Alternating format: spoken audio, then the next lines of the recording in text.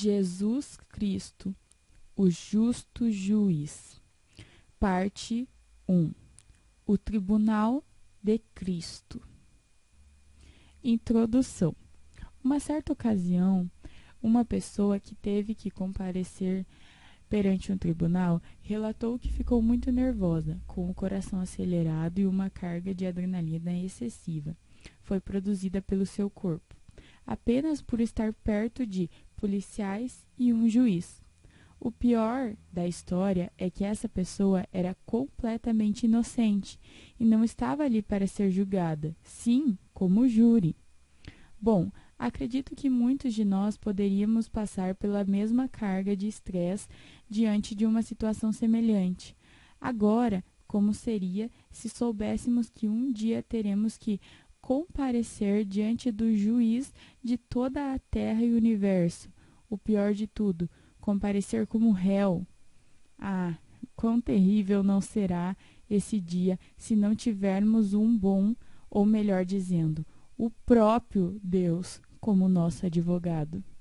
Sim, a Bíblia Sagrada nos assegura que esse dia está determinado na agenda de Deus, o dia em que todos iremos comparecer diante do justo juiz, Jesus Cristo, para recebermos a nossa devida recompensa para a vida eterna, ou para a vergonha eterna, porquanto estabeleceu um dia que há de julgar o mundo com justiça, por meio de um varão que destinou e acreditou diante de todos, ressuscitando-o dentre os mortos. Atos 17:31. Essas palavras são boas notícias para nós cristãos, pois estamos livres de toda condenação em Cristo Jesus. Más notícias para os não cristãos, pois não possuem Jesus Cristo como advogado junto ao Pai para interceder por suas vidas. No entanto, Deus providenciou a solução para todos. Ele não quer que ninguém seja condenado, mas salvos. Porque Deus amou o mundo de tal maneira que deu o seu Filho unigênito para que todo aquele que nele crê não pereça, mas tenha a vida eterna. João 3:16. Jesus Cristo, o justo juiz. Jesus Cristo é o único qualificado para atuar como juiz de toda a humanidade, porque ele é Deus e homem em uma única pessoa. O juízo faz parte de sua exaltação por ter enfrentado e vencido o Calvário. Como Deus, ele conhece todas as coisas. Como homem, é o único qualificado para julgar, porque ele permanece como um de nós, identificando-se totalmente conosco em todas as nossas fraquezas e tristezas, tendo sido tentado em todos os sentidos, assim como nós. No entanto, sem pecado algum. Ele é diferente dos juízes humanos, que não podem conhecer todas as coisas, são falhos e muitas vezes se dão por suborno. E o Pai a ninguém julga, mas ao Filho confiou todo julgamento. João 5:22. Diferenciando os tribunais e os julgamentos. A Bíblia Sagrada fala de alguns julgamentos, diferenciando-os um dos outros. Entre eles, abordarei os dois principais: o julgamento da Igreja para a recompensa, o Tribunal de Cristo, e o julgamento final, onde Cristo julgará todos os vivos e mortos para a condenação ou absolvição. Importante entender essa verdade revelada nas Escrituras, haja vista não ser aceita por todos os cristãos.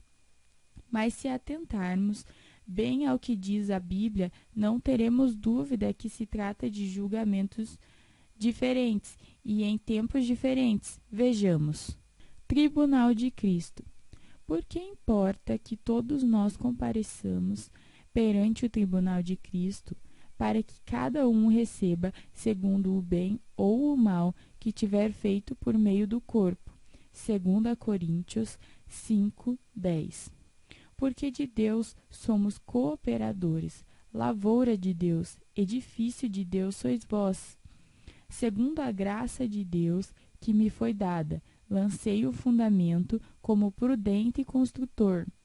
e outro edifica sobre ele. Porém, cada um veja como edifica, porque ninguém pode lançar outro fundamento, além do que foi posto, o qual é Jesus Cristo. Contudo, se o que alguém edifica sobre o fundamento é ouro, prata, pedras preciosas, madeira, feno, palha, manifesta se tornará a obra de cada um, pois o dia a demonstrará, porque está sendo revelada pelo fogo, a qual seja a obra de cada um, o próprio fogo a provará. Se permanecer a obra de alguém que sobre o fundamento edificou, essa receberá galardão. Se a obra de alguém se queimar, sofrerá ele dano, mas esse mesmo será salvo, todavia, como que através do fogo. 1 Coríntios 3, 9 ao 15. Uma análise simples, direta, objetiva e livre de doutrinas estranhas, não teremos dúvidas de que essas palavras o apóstolo Paulo está dizendo à Igreja de Cristo, expondo a ser diligente no trabalho do Senhor. Observe que não há condenação, muito pelo contrário. Mesmo os que não foram diligentes e amorosos em trabalhar para o reino de Deus serão salvos. Se a obra de alguém se queimar, sofrerá ele dano, mas esse mesmo será salvo, todavia, como que através do fogo. Julgamento final. Vi um grande trono branco e aquele que nele se assenta, de cuja presença fugiram a terra e o céu. E não se achou lugar para eles. Vi também os mortos, os grandes e os pequenos, postos em pé diante do trono. Então se abriram livros. Ainda outro livro, o livro da vida, foi aberto, e os mortos foram julgados segundo as suas obras, conforme o que se achava escrito nos livros.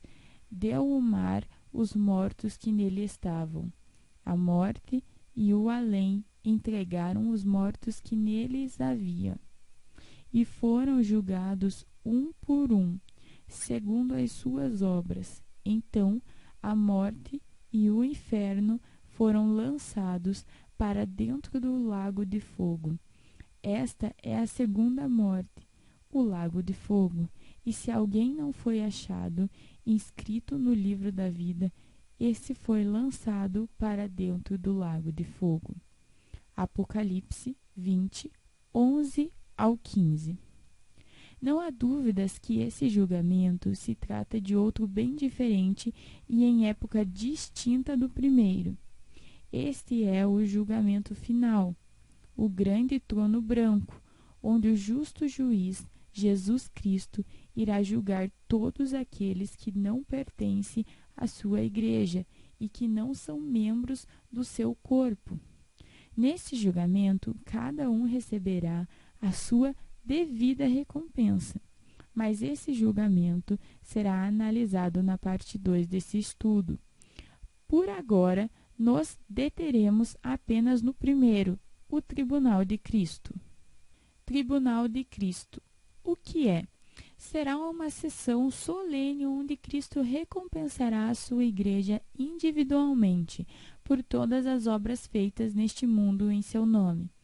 E eis que venho sem demora, e comigo está o galardão que tenho para retribuir a cada um segundo as suas obras. Apocalipse 22, 12. O tempo. Por questão de lógica, não pode acontecer logo após a morte de qualquer cristão. Na ilustração usada pelo apóstolo Paulo em suas cartas, somos comparados aos atletas que correm e militam nas arenas. Lembrando os Jogos Olímpicos da Grécia Antiga. Ali, os vencedores esperam todos participantes concluírem a prova para serem recompensados. Cremos que o mesmo acontecerá conosco, Igreja do Senhor. acontecerá por ocasião de um tempo especial e determinado depois do arrebatamento da igreja. O lugar, também por questão de lógica, deverá ser nas regiões celestiais, uma vez que ali ainda haverá algum sentimento que no céu não há lugar para eles. Se permanecer a obra de alguém que sobre o fundamento edificou, esse receberá galardão. Se a obra de alguém se queimar, sofrerá ele dano, mas esse mesmo será salvo, todavia, como que através do fogo. Os julgadores.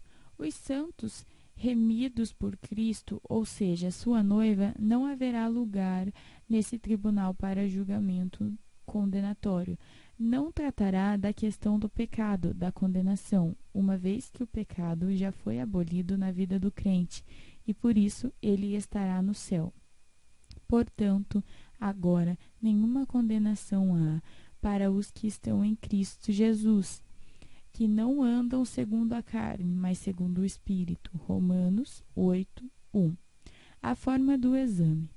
Todos receberemos galardão, uma vez que todos estamos de um jeito ou de outro fazendo algo ao Senhor. No entanto, deverá submetê-lo ao fogo para examinar a qualidade da obra. Ouro, prata, pedras preciosas, madeira, feno ou palha. O fogo do tribunal de Cristo é figura da luz que revela impurezas, ou seja, a purificação. Portanto, as obras feitas por impulsos carnais e para ostentação da carne não suportarão o calor do fogo de Deus, por mais bonitas que sejam, serão reprovadas. Um ponto importante a destacar é que o critério de análise das obras nesse tribunal não são humanos como grandeza, beleza e quantidade, mas sim a fidelidade, dedicação e amor ao trabalho. Assim, pois, importa que os homens nos considerem como ministros de Cristo e despenseiros dos mistérios de Deus. Ora, além disso, o que se requer dos despenseiros é que cada um deles seja encontrado fiel. 1 Coríntios 4, 1 e 2.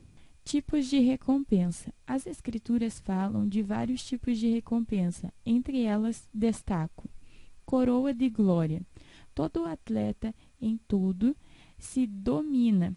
Aqueles para alcançar uma coroa corruptível, nós, porém, a incorruptível. 1 Coríntios 9, 25. Coroa da vida. Não temas as coisas que tens de sofrer. Eis que o diabo está para lançar à prisão alguns dentre vós, para serdes postos à prova, e tereis tribulação de 10 dias. Sê fiel até a morte, e dar-te-ei a coroa da vida. Apocalipse 2, 10. Coroa de justiça. Combati o bom combate, completei a carreira, guardei a fé. Já agora a coroa da justiça me está aguardada, a qual o Senhor, reto juiz, me dará naquele dia, e não somente a mim, mas também a todos quantos amam a sua vinda. 2 Timóteo 4, 8. Autoridades.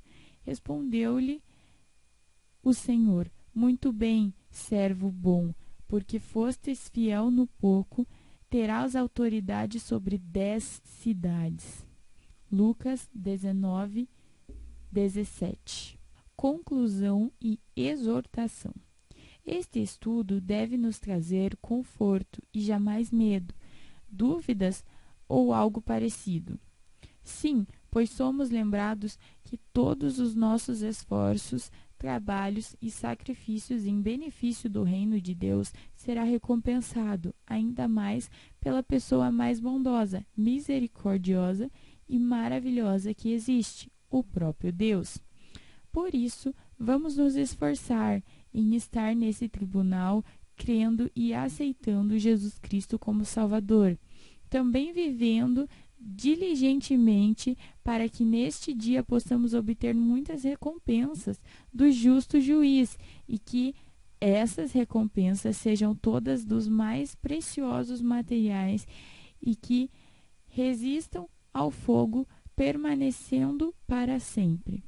Não acumuleis para vós outros tesouros sobre a terra, onde a traça e a ferrugem corroem, e onde ladrões escavam e roubam. Mas ajuntai para vós outros tesouros no céu, onde traça nem ferrugem corrói, e onde ladrões não escavam nem roubam. Mateus 6, 19 e 20. E eis que venho sem demora, e comigo está o galardão que tenho para retribuir a cada um segundo as suas obras. Apocalipse 22, 12. Combati o bom combate, completei a carreira, guardei a fé.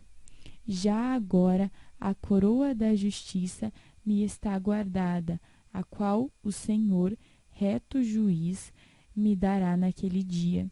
E não somente a mim, mas também a todos quantos amam a sua vinda. 2 Timóteo 4, 8.